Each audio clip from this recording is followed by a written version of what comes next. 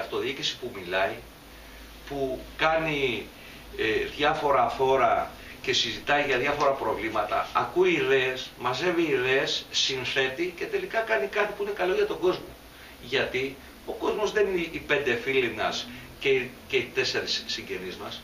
Ο κόσμος είναι και αυτός που πεινάει, και αυτός που δεν έχει να κοιμηθεί, και αυτός που δεν έχει να πληρώσει το δάνειό του, και αυτός που έχει χάσει το σπίτι του, και αυτός που δεν έχει να βγει μία φορά στους 6 μήνες να πάει για ένα φαγητό τη γυναίκα του και τα παιδιά του. Αυτός που δεν έχει να αγοράσει τσάντες και μολύβια στα παιδιά του. Εντάξει, ο κόσμος είναι μια σύνδεση δύσκολη. Εντάξει, κύριε Μαλαφή, ο κόσμος είναι μια σύνδεση μπορούμε δύσκολη. να λέμε πολλά.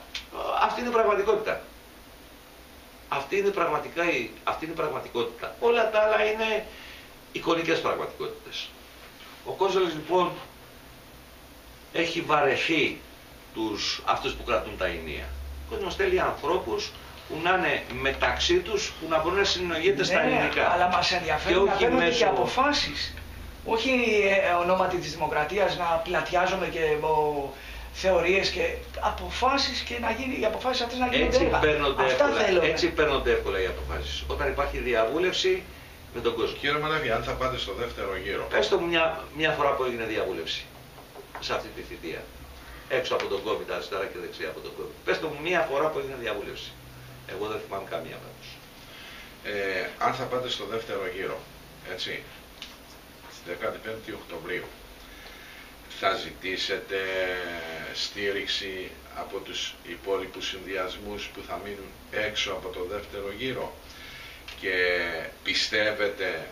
πιστεύετε και αν θα το δεχτείτε ότι αυτοί για να σας βοηθήσουν στο δεύτερο γύρο θα ζητήσουν κάποια ανταλλάγματα. Ακούστε να σου πω, εγώ θεωρώ ότι... Καταλάβατε την ερώτηση. Βεβαίως. Εγώ θεωρώ ότι οι παρατάξεις που κατεβαίνουν στις δημοτικές εκλογές είναι σοβαρές παρατάξεις και νομίζω ότι θα σταθούν στο ύψος των περιστάσεων ανεξάρτητα ποιος θα βγει πρώτος, ποιος θα βγει δεύτερος, ποιος θα βγει τρίτος, ποιος θα βγει τέταρτος, ποιος θα βγει πέμπτος. Εξάλλου, πολλές φορές έχουμε δει ότι για τα σοβαρά θέματα της Χίου μπαίνουν στην άκρη τα ελάχιστα που μας χωρίζουν και κυριαρχεί αυτό που μας ενώνει, η αγάπη για τη Χίου. Στο ίδιο ερώτημα του Κώστα του Κιδώνη, εσείς κύριε Μαλαφή, αν δεν είσαστε τη δεύτερη Κυριακή, έτσι, θα στηρίξετε, θα σταθείτε στο ύψος των, πώς το είπατε, στο ύψος των περιστάσεων. Εννοείται. Θα σταθείτε στο ύψος των περιστάσεων. Σαφέστατα. Αυτός είναι και ο λόγος που κατεβαίνουμε, για να σταθούμε στο ύψος των περιστάσεων. Είτε κερδίσουμε είτε χάσουμε.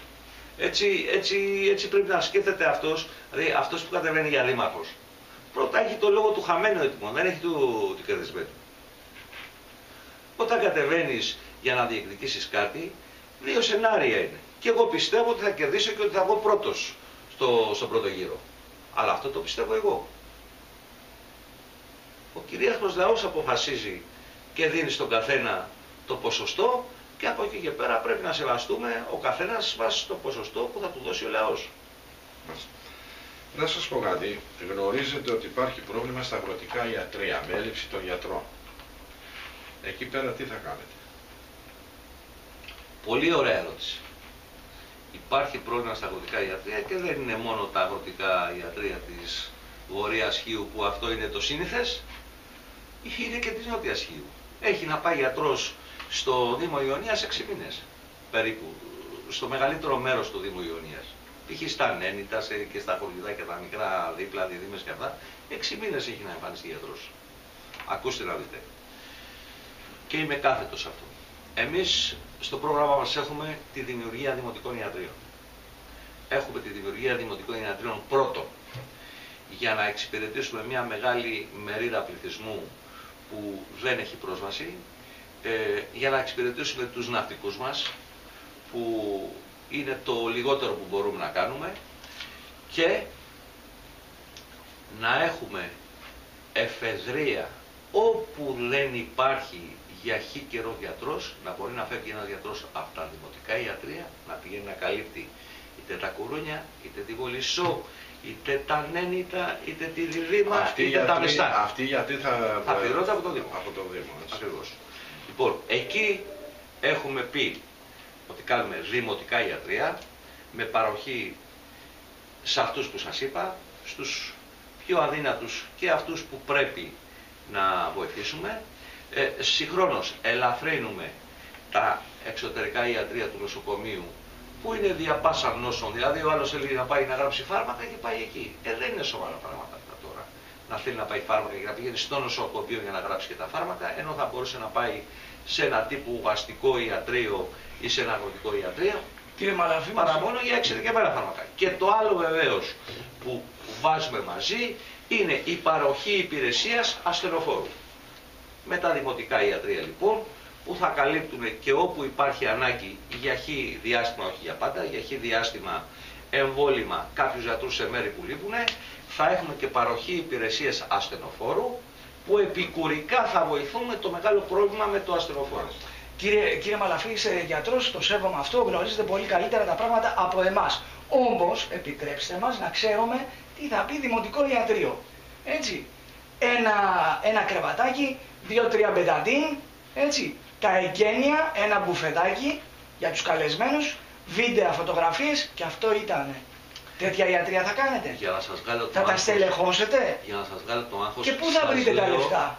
Εμείς το θέλουμε αυτό. Για να σας βγάλω το άγχος σας λέω, καταρχήν εγώ δεν έχω άγχος, δεν κάνω εγγένεια. Αν έχω κάνει ένα εγγένειο σε όλη την αυτοδιοικητική μου πορεία, ελάτε να μου το δείξετε. Είμαι ο άνθρωπος που δεν κάνει εγγένεια. Είμαι ο άνθρωπος που κάνει μονοπράξεις. Εγγένεια δεν κάνω. Ο λαός μας ψηφίζει για να κάνουμε έργα. Δεν μας ψηφίζει για να κάνουμε εγγένεια. Θα τα στελεχώσετε και με τι λεφτά? Πού θα βρείτε τα λεφτά? Λεφτά, θα θέλουμε αυτό. Δόξα τω Θεώ, υπάρχουν για διάφορα. Υπάρχουν. Δόξα τω Θεώ. Είσαι ο τρίτος που το λες αυτό το πράγμα. Όχι, ένας ο Γιώργος Παπανδρέου, τώρα ο Στέφανος ο Κασελιάκης και τρίτος ο Γιάννης ο Μαναβής. Συγγνώμη, αλλά ξέρετε τι κοστολόγιο έχει αυτό? Δεν ξέρω. Ξέρετε τι κοστολόγιο έχει? Τα μισά λεφτά πόσο στοιχίζουν τα στολίδια της πλατείας. Κάθε χρόνο έχει τον αληθινή στο ιατρείο. Για να καταλάβετε το κόστος. Μάλιστα.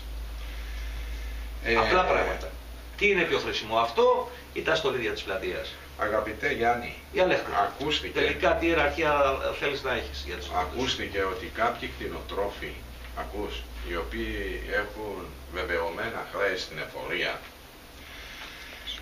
του ζητήσανε από κάποιους υποψήφιους δημάρχους να τους διαγραφούν αυτά τα βεβαιωμένα χρέη.